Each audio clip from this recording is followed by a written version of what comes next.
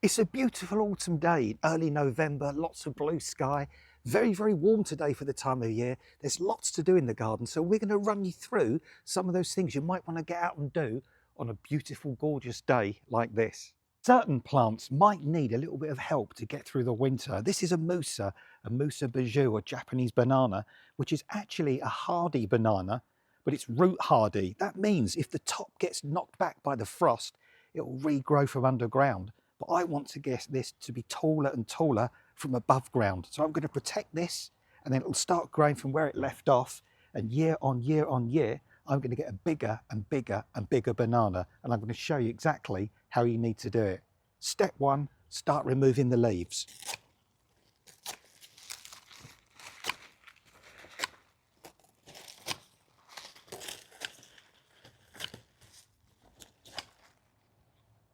Step two is to bang in 4 stakes equally spaced around the base of the banana, about a foot out from the trunk. Bang them in, get them roughly the same height, and then you can move on to stage 3.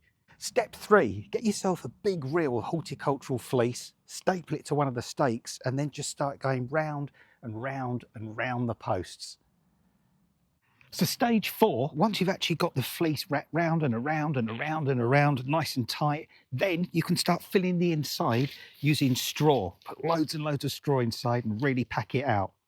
Step 5, I've used the bag the straw came in now to make a nice waterproof cover over the top. That will keep the straw nice and dry, but the fleece further down will let the air circulate. And then as a final measure, what you can do is get a big bag of compost or bark mulch and just put that all around the outside, around the base, and that will help to protect the root as well. So there you go, that's my Musa bijou, or Japanese banana, nicely protected from winter, and hopefully it will grow from where it left off, and next year it'll be double or treble the height. November's a really good time to finish off planting your bulbs. In fact, you can even plant them all the way up until Christmas. Tulips can go in now as well. Planting them late in the year means they're much less likely to get tulip fire. And of course, there's loads and loads of different bulbs, from daffodils to crocuses to tulips to pushkinias to Chionodoxa, so many different types. And lots look really good naturalised in lawns. What do we mean by that? Well, basically, just planting bulbs in the grass so they come up through the grass in the spring looking like a natural meadow. If you want that look, get a handful of bulbs like this, do an underarm, and just throw them down onto the grass. And wherever they land, that's where you plant them. Now we've thrown the bulbs out on the lawn, we're going to plant them exactly where they've landed, and they'll give that natural, naturalised kind of look. Get yourself a trowel, or you could use a bulb planter if you prefer. This bulb's going to go here, so I'm just going to dig down, go round like this, take a core of soil out, like this, drop the bulb into the bottom, push the soil back in, tread it down, hey presto, job done. They'll all come up in the spring looking like they've been growing there forever and ever. Another job you can do this time of year, well, it's not a job, it's a pleasure really, is increasing the amount of plants you've got. You can propagate certain things. This is a maple tree, for example, and I can take a hardwood cutting, but it could be all sorts of shrubs, lilacs, forsythias, roses, and basically you're waiting until the plant has gone dormant about mid-autumn to mid-winter, and then you select a piece of wood like this, roughly from knitting needle thickness to pencil thickness, and you cut this cutting and you remove it just below a leaf joint, like so, nice and close, just below that leaf joint or that bud. And then I'll show you in a moment what you need to do with these through the winter to increase your stock. So I've also taken a lilac cutting, and I'll show you what you need to do next. Again, find where there's some leaf buds or where a leaf joint is and cut just below. Take the old leaves off, these are going to fall off any day anyway, and cut the top diagonally. That way you know the top of the cutting is diagonal, the bottom of the cutting is horizontal. Get yourself some really gritty compost, add lots of grit, lots of sand, and you can, if you want to, dip the roots of these cuttings into hormone rooting powder, liquid or powder, and then you push them in about halfway round the edge of the pot, firm them in, give them a good drink, and just sit these somewhere warm, sunny and sheltered outside throughout the winter.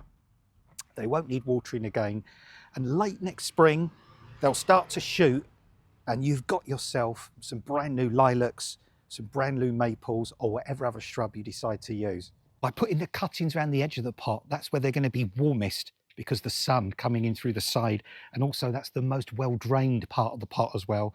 So those cuttings aren't going to rot off, they're going to root away and give you brand new plants. Another thing you can do this time of year is transplant things. You know, sometimes you put a shrub in the wrong place, or it's got too big, it's got too tall, and you just want to move it. You can't do that in the summer when it's actively growing. But now we're into November and the shrubs are going dormant, you can move them, or what they call transplant them. They'll get their roots into the ground once you've moved them, and next spring they'll grow away as if they've never been disturbed. I've got a little rose here, for example, that I planted in the wrong spot. It got overwhelmed by all the other shrubs, so I've lifted it.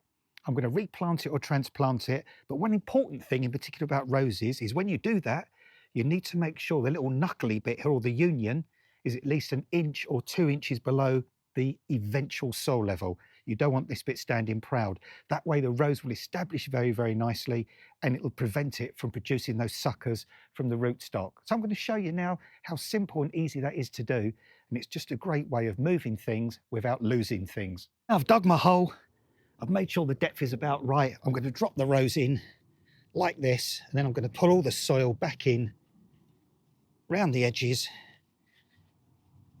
push it down nicely, draw the soil back round like this, and then I'll give that a really nice good drink. And what that means, it will wash all the soil right in around the roots. There won't be any air pockets. And even this time of year, that will start to form a few tiny roots. So next spring it's ready to grow away, and this rose will never know it was growing somewhere different to where it is now. During the summertime, these saucers can be a lifesaver for your plants, especially when it's really, really hot, because they hold lots and lots of water, keeping that plant hydrated. But now we're into November, the plants aren't using that water, and the last thing you want is for this palm to be sitting in water day in, day out.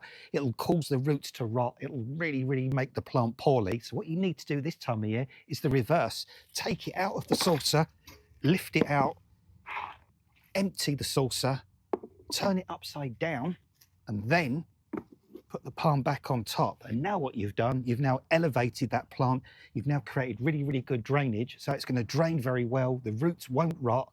It'll prevent the soil from freezing so badly as well.